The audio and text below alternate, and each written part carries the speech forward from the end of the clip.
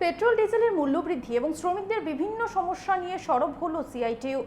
এদিন সিআইটিইউ সংগঠনের রাজ্য কার্যালয়ে সাংবাদিক সম্মেলন করা হয়। সেখানে উপস্থিত ছিলেন সিআইটিইউর রাজ্য সভাপতি মানিক দে, সাধারণ সম্পাদক শঙ্কর প্রসাদ দত্ত। তাদের অভিযোগ, স্মার্ট মিটারের নামে বিদ্যুৎ বিল দিন দিন বৃদ্ধি পাচ্ছে, ফলে বেকায়দায় পড়তে হচ্ছে গরিব খেটে খাওয়া মানুষদের।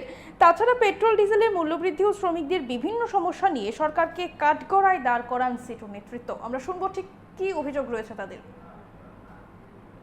কিন্তু আমরা লক্ষ্য করলাম ৮ বছরে এই যে রেল, বলতে পারবেন কেউ ১ মিটার রেলওয়ে নতুন স্যাংশন এসছে, এবং আমরা তো চাই বাংলাদেশের সঙ্গে আলোচনা করে কেন এটা এতদিন যাবৎ বন্ধ, এবং এটা তো চালু করা উচিত। কলকাতা পর্যন্ত আমাদের যে ট্রেন পরিষেবা, কাজ তো কমপ্লিট হয়ে পড়ে আছে, চালু করবো না, সাবরুম চালু করবো না।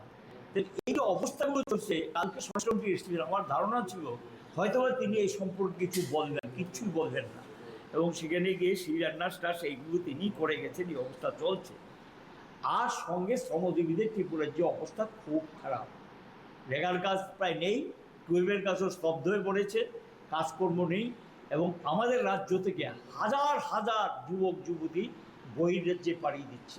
পরিস্থিতি ত্রিপুরাজ্যে খুব খারাপ জায়গায় চলে গেছে। সরকারকে বলবো, অনেক ক্ষতি হয়ে গেছে, অনেক সর্বনাশ হয়ে গেছে, শিশু সন্তানও বিক্রি করছে। এর হাত থেকে রেহাই পাওয়ার জন্য জরুরি ভিত্তিতে সমস্ত ডিপার্টমেন্টগুলো থেকে কাজের ব্যবস্থা করা হোক, মানুষ যাতে এই সিজনে, কারণ আমাদের সামনের দিনগুলো খুব খারাপ, কোনো কাজকর্ম নেই, কনস্ট্রাকশনে কাজকর্ম অনেকটা কমে গেছে, এই বিষয়গুলি বিবেচনা রেখে এটা করা হয়।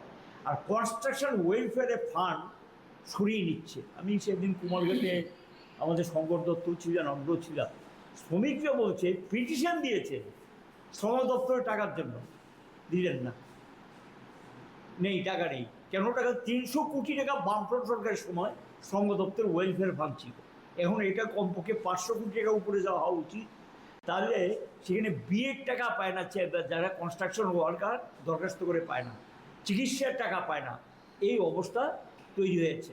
আগামী অক্টোবর মাসের দিকে সর্বভারতীয় স্তরে শ্রমিক কৃষক খ্যাতমজুর জমায়েত সংগঠিত হবে দিল্লির, সেখানে রামলীলা ময়দানে, এবং তার আগে ভারতবর্ষের বিভিন্ন রাজ্যে শ্রমিক জমায়েত সংগঠিত হবে শ্রম কোডের বিরুদ্ধে, শ্রমজীবী মানুষের এই মুহূর্তের আশু জরুরি দাবির ভিত্তিতে। আমাদের ত্রিপুরা রাজ্যে আমরা সিদ্ধান্ত গ্রহণ করেছি আমাদের সর্বশেষ ওয়ার্কিং কমিটির সভায়, আগামী আগস্ট মাসে আমাদের রাজ্যের সরকারের উপর চাপ সৃষ্টি করার জন্যে হাজার হাজার শ্রমজীবী মানুষের জমায়েত আমরা আগস্ট মাসে করতে চলেছি।